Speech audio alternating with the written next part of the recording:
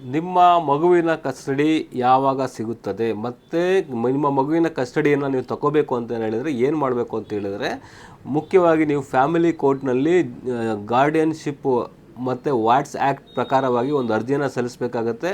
ಅರ್ಜಿಯನ್ನು ಸಲ್ಲಿಸ್ಬಿಟ್ಟು ನನಗೆ ಮಗು ನನ್ನ ಕಸ್ಟಡಿಗೆ ಬೇಕು, ಅವರ ಕಸ್ಟಡಿಲಿದೆ. ಎಕ್ಸಾಂಪಲ್, ಹೆಂಡತಿ ಕಸ್ಟಡಿಲಿದ್ದರೆ ಗಂಡ ಆದವನು ನನ್ನ ಮಗು ನನ್ನ ಕಸ್ಟಡಿಯಲ್ಲಿ ಬೇಕು, ನನ್ನ ಹೆಂಡತಿ ನನ್ನ ಮಗುವನ್ನು ನೋಡ್ಕೊಳ್ಳೋಕ್ಕೆ ಶಕ್ತಳಾಗಿರೋದಿಲ್ಲ, ನಾನು ಚೆನ್ನಾಗಿ ನೋಡ್ಕೋತೀನಿ ಅಂತೇಳಿ ಒಂದು ಅರ್ಜಿಯನ್ನು ಸಲ್ಲಿಸಬೇಕಾಗತ್ತೆ. ಅರ್ಜಿ ಸಲ್ಲಿಸಿದ ನಂತರದಲ್ಲಿ ಕೋರ್ಟು ಕರ್ಕೊಂಡೋಗ್ಬಿಡಪ್ಪ ಅಂತೇಳಿ ಕಳಿಸ್ಕೊಡೋದಿಲ್ಲ.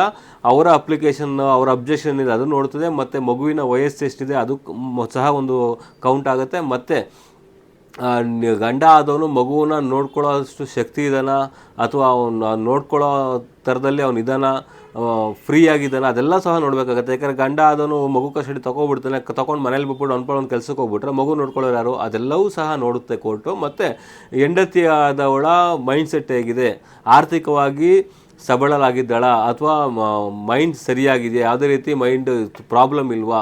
ಏಕೆಂತೇಳಿದ್ರೆ ಒಂದೇನಾರು ಮೈಂಡ್ ಮೆಚುರಿಟಿ ಕಡಿಮೆ ಇದ್ದು ಅಥವಾ ಏನಾರು ಒಂದು ಸಮಸ್ಯೆ ಇದ್ದು ಮಾನಸಿಕವಾಗಿ ಏನಾರು ಬಳತಾ ಇದ್ದರೆ ಅಂಥ ಸಂದರ್ಭಗಳು ಸಹ ಗಂಡನಿಗೆ ಒಂದು ಮಗುವಿನ ಕಸ್ಟಡಿನ ಪಡ್ಕೊಳ್ಳೋ ಒಂದು ಅಧಿಕಾರ ಸಿಗುತ್ತೆ.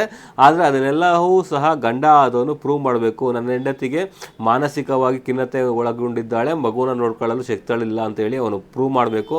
ಮತ್ತು ಮಗುವಿನ ಮನಸ್ಥಿತಿ ಹೇಗಿದೆ, ಮಗು ವಯಸ್ಸು ಎಷ್ಟಾಗಿದೆ, ಮಗು ಯಾರ ಬಳಿ ಇರಬೇಕು ಅಂತ ಅಪೇಕ್ಷೆ ಪಡ್ತಾ ಇದೆ, ಅವೆಲ್ಲವೂ ಸಹ ಒಂದು ಗಣನೆಗೆ ತಗೊಂಡು ನಂತರದಲ್ಲಿ ಆ ಮಗುವಿನ ಕಸ್ಟಡಿ ಯಾರಿಗೂ ಹೋಗಬೇಕು ಅಂತೇಳಿ ನ್ಯಾಯಾಲಯ ಆದೇಶ ಮಾಡುತ್ತೆ. ಸ್ನೇಹಿತರೆ, ಒಂದು ವೇಳೆ ನಿಮಗೆ ಸಂಪೂರ್ಣವಾಗಿ ನ್ಯಾಯಾಲಯ ನಿಮ್ಮ ಕಸ್ಟಡಿಗೆ ಕೊಟ್ಟಿಲ್ಲ ಅಂತೇಳಿದ್ರು ಅಟ್ಲೀಸ್ಟ್ ವೀಕ್ಲಿ ಒನ್ಸೋ 15 ಡೇಸ್ ಒನ್ಸೋ ನಿಮಗೆ ವಿಸಿಟಿಂಗ್ ರೈಟ್ಸ್ ಆದರೂ ಖಂಡಿತವಾಗಲೂ ಆರ್ಡರ್ ಮಾಡುತ್ತೆ. ಅಂಥ ಸಂದರ್ಭದಲ್ಲಿ ಒಂದು ವಾರಕ್ಕೋ 15 ದಿನಕ್ಕೋ ಒಂದು ಆರ್ಡರ್ ಮಾಡಿದ್ರೆ ಆ ಸಂದರ್ಭದಲ್ಲಿ ಬೆಳಗ್ಗೆಯಿಂದ ಸಂಜೆ ತನಕ ಕೋರ್ಟ್ ಆರ್ಡರ್ ಪ್ರಕಾರ ಬೆಳಗ್ಗೆಯಿಂದ ಸಂಜೆ ತನಕ ಮಗು ಜೊತೆ ಟೈಮ್ ಸ್ಪೆಂಡ್ ಮಾಡಿ ನಂತರದಲ್ಲಿ ವಾಪಸ್ ಬಿಟ್ಕೊಡ್ಬೋದು. ಅದು ನ್ಯಾಯಾಲಯದ ಆದೇಶದ ಮೇಲೆ ನಿಂತಿರುತ್ತೆ ಸ್ನೇಹಿತರೆ. Thank you.